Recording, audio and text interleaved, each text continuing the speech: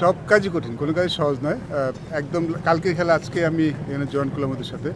So definitely it's challenging এবং BPL is himself is a challenge, big challenge. So যদিও সময় কম, but এইটুকু সময়ের মধ্যে যতটুকু করা সম্ভব সেটুকু করছি। বিদেশি খেলার দুজন এসছেন, দুজন খেলবেন, বাকিদের সাথে আমি যোগাযোগ করা শুরু করেছি।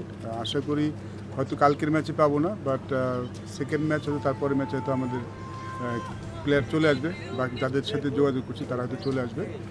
আর প্লেয়ারদের যদি কথা বলেন, প্লেয়াররা বরং আমার মনে হয় দেয়ার ইন কমফোর্ট জোন নাও। তারা এখন খুব কমফোর্ট ফিল করছে। আমি আজ সবার সাথে কথা বললাম, এভরিওয়ান ইজ ভেরি হ্যাপি যে অ্যাটলিস্ট তারা এখন একটা ভালো ম্যানেজমেন্টের সাথে সাথে কাজ করতে পারবেন, খেলতে পারবেন এবং তাদের আর কোনো অন্য কিছু নিয়ে চিন্তা করতে হবে না। So players point of view I think they are very happy. আচ্ছা ভাই, কত মিনিটের নোটিসে আসতে হলো সিলেটে? না, আমি সিলেটে কালকে আসছিলাম। আমি তো আপনি জানেন টেকনিক্যাল ডিরেক্টর, টেকনিক্যাল কমিটির কাজ করছিলাম। আমি কালকে চলে এসেছি। আমি জাস্ট হোটেলটা চেঞ্জ হয়েছে আমার। আর প্লেয়াররা তো সবাই আমার পরিচিত। আমি তো এদের সাথে অনেকদিন ধরে কাজ করেছি, যখন নির্বাচক ছিলাম তখনও কাজ করেছি। আর সবাইকে কম বেশি আমি চিনি। সো তাদেরকে নিয়ে কাজ করা আসলে তেমন কঠিন কিছু নয়। ইটস জাস্ট সব কিছু আবার একসাথে সেট করে এটাই আর কি। বলতে পারেন, বিকজ টেকনিক্যাল কমিটি থাকলে আসলে গল্ফ খেলার সুযোগ থাকে, এখানে আর সুযোগ থাকবে না। বাট আমার বরং কাজের মধ্যে থাকতেই ভালো লাগে। I enjoy working. সো টিমের সাথে অনেকদিন মাঝখানে অনেকদিন কাজ করি নেই, সো আবার কাজ করছি। সো আমার দিক থেকে কোনো সমস্যা নেই, আমি হ্যাপি। এর আগে তো বিপিএল আমি কাজ করেছি সরাসরি, খুলনা টাইটান্সের অনেকদিন কাজ করেছি, তারপর একটা ফ্রাঞ্চাইজির কাজ করেছি। এটা আমার জন্য নতুন কিছু নয়।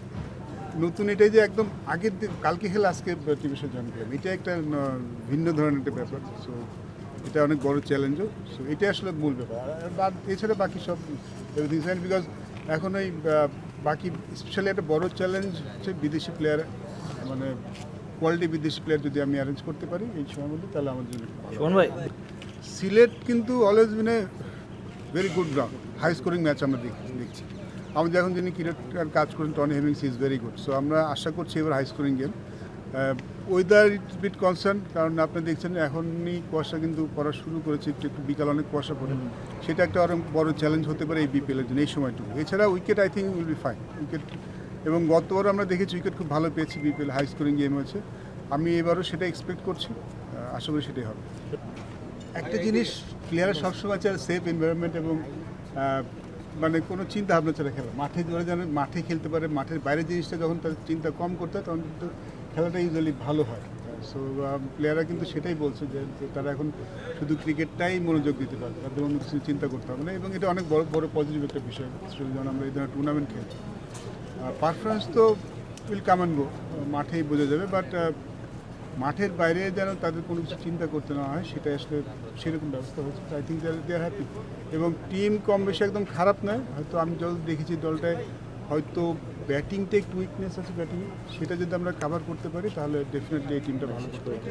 কোচিং প্যালেজে আমাদের মিজানুর রহমান বাবুল জয়েন করছেন হেড কোচ হিসাবে, Nafiz Iqbal as a manager হিসেবে জয়েন করছেন কোচিং। আর আমাদের ট্রেনার এবং ফিজিও, আমাদের যারা বোর্ডে কাজ করেন তারা জয়েন করছেন। ফিজিও ট্রেনারটা খুব ইম্পর্টেন্ট হয়। তো সেই দিকটা আমরা আসলে রাখছি না, খেলার দিকে কনসার্ন থাকে হিসেবে, সেটা চেঞ্জ হয়েছে।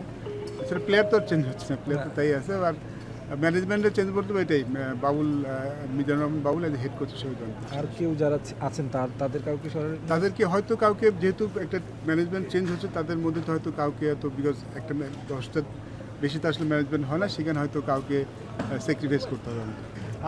আমি কনফিডেন্ট। দেখেন চ্যাম্পিয়নশিপ তো অনেক পরের কথা, ডেফিনেটলি আমাদের শুরুটা ভালো করতে পারলে I think we can still do well. হয়তো বিদেশি প্লেয়ারদের নিয়ে একটা অনিশ্চয়তা আছে সবাইকে নিয়ে, বাট লোকাল প্লেয়ারদের মধ্যে আমি যেটুকু দেখেছি তারা খুব কনফিডেন্ট, তারা ভালো করতে চায়। আমার মনে হয় যে এরকম টুর্নামেন্টে এই মেন্টাল সেট আপ থাকাটা খুব ইম্পর্টেন্ট। টিম যেমনই হোক, ভালো মন্দ, যখন প্লেয়াররা কনফিডেন্ট থাকে, প্লেয়াররা ভালো কিছু করতে চায়, তখন ওই দলটা সাধারণত ভালো, গ্যারেন্টি তো নেই মানে ভালো খেলবে। বাট আমি তাদের যেই স্টেট অফ মাইন্ডটা দেখেছি, আমার কাছে মনে হচ্ছে দে আর কনফিডেন্ট ভালো খেলার জন্য। থ্যাংক ইউ ভাই।